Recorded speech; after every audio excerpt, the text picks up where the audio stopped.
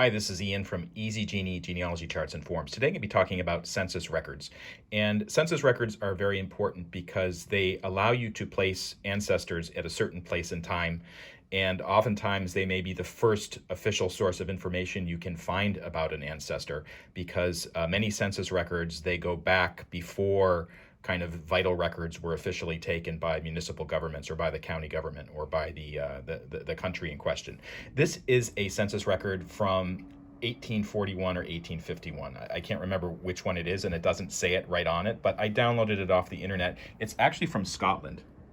And there's a couple important things to note about a census record like this. First, as you can see, the handwriting is really not that easy to read. Sometimes old handwriting is fantastic. It's gorgeous. Other times it's very difficult to read because the person was probably writing very quickly, or maybe they weren't very good at writing things, and now they're being forced to write down hundreds of names at a time, and they're kind of hurried about it. So as you do more types of census records and review them, you'll learn to understand certain abbreviations.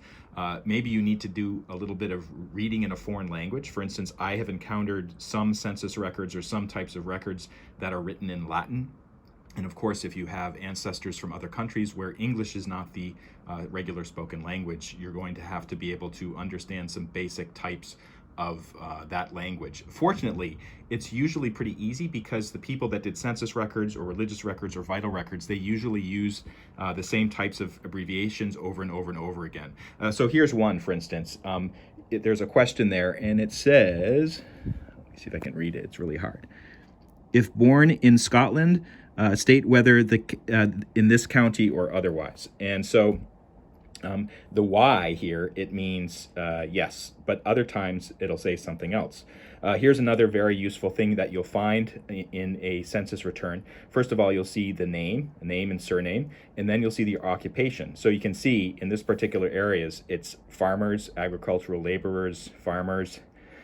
Most at this time, women did not have occupations.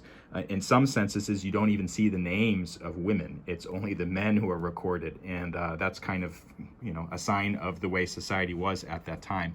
But at the same time, these are really useful source of information. What I usually do when I get a census return that's useful, I'll save it on my computer or I'll print it out.